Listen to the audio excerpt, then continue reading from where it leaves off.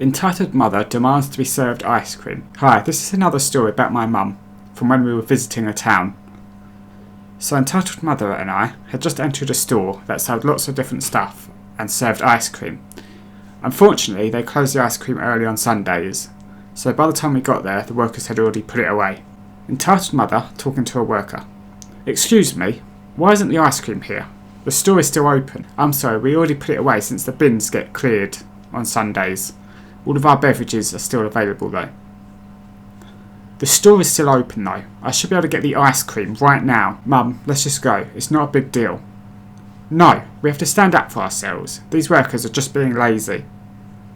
At this point I walked away, hoping entitled mother would just follow me out of the store, which she didn't. She continued to demand ice cream until the worker went into the bag and brought out the tubs of ice cream. Entitled aunt sells my great-grandma's paintings. Sorry that this one is relatively short. For some backstory, my grandma is 80 this year and lives by herself. But her kids and grandkids try to stop by sometimes just to spend time with her. We live in the same town, except for my one aunt, the entitled aunt and her 2 kids. A few years back, entitled aunt and my grandma had a big argument that ended up with the entitled aunt cutting all contact. I think she was trying to cut down some flower bushes my grandma was growing without permission. The real kicker I just learned just a few months ago. While having lunch with my grandma, in her apartment she has maybe a dozen or so paintings made by her mum, my great-grandma, and she'd given a few to her daughters, including the entitled aunt. Well, entitled aunt decided she didn't want the paintings, but she did want money.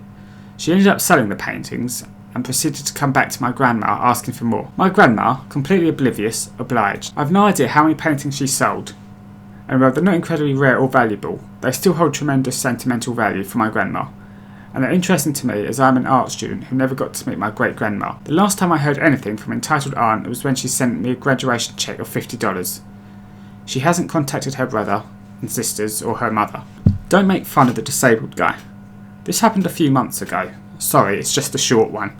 So I'm 20 and working at McDonald's while I'm still in college. I also have a severe stammer, which makes it hard for me to go about my daily life. So I always carry around a small leather notebook if I struggle with my speech. Anyway, this day I was really struggling, so I had my notebook with me on shift. I was asked to go and take a food to a car, so I did. When I got there though, the gentleman went on a rant for about 5 minutes before ending it with, "Why does it always take so fucking long? And they always send a retard to hand it out." I of course thought to myself, well, this guy deserves it. So instead of apologising for the wait, I pulled out my notebook and wrote in it, "Sorry sir, but I am mute and deaf. I can however read lips and I'm not retarded." His face dropped and his wife gave him the worst death glare ever and they drove off. I haven't seen them come back since. Entitled parent and food tampering. I was looking for beef at Costco meat section. There was a father with his son. The kid looks about 10 years old and he was trying very hard to rip the plastic coverings off the meat. We're talking expensive beef here. The meat about $20 to $60 in value. The father just ignored him. The kid's fingers were not always strong enough, but he did rip 2 packs of meat.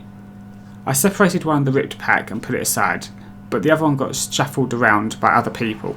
When the kid was trying to rip his 5th pack of meat, I looked at the father and told him that his kid was ripping holes in the meat. No joke. The kid's hand was red-handed on the pack of meat when I told him. He grabbed his kid's hand and told him not to do it again. At first he was scolding his kid. Then his kid started whining, so I guess his father's ego kicked in. He yelled at me. Actually, he did not rip holes on the packs. I said he did. The father yelled, "Where? Show me, show me." I showed him one of the packs that his kid ripped. He yelled at me. He didn't do that. Then he dragged his kid away, convincing his kid he didn't do anything wrong. I told them, great parenting. That kid is going to grow up the biggest brat. I spoke to one of the Costco employees so he could look for other ripped meat packs.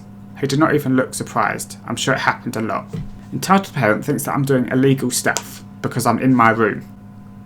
This happened very recently and I'm still pissed about it. My dad just went out of the hospital. He's been in bed for quite a while recently, since my mum and I can't take care of him all day. We hired a medical assistant to help us take care of him while he's recovering.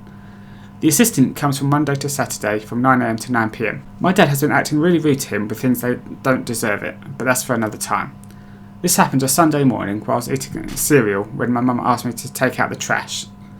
I did, and then returned to my room. My dad shouted that I had to go with him.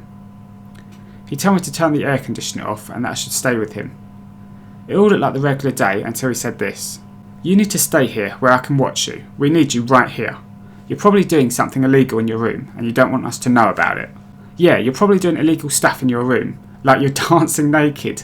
If you want privacy, I can left you at a ranch so you can be as alone as you want." That was something I wasn't expecting. I just sat down in a chair and waited for my mum to return. She saw me and told me to go to my room until she had to go for my sister and my aunt to the airport. Still can't believe he thought I'd be doing illegal stuff just because I wanted to be alone. The only thing I could do was return to my room and cry in silence. Because he doesn't let me feel sad or mad. Because he says that since I'm young, I should be mad or sad at life. He also has said to me that crying is for gays. I really hope I can find a solution to this stuff because I don't know how much I'm going to tolerate before I explode. Hey, thanks for watching to the end. If you want to leave a comment, go ahead. I always see them. I always enjoy engaging with them. You can subscribe if you want, if you choose to. No, there's no pressure to. Or you can click one of the other videos on the screen now. Or you may even have a favourite subreddit that you'd like covered.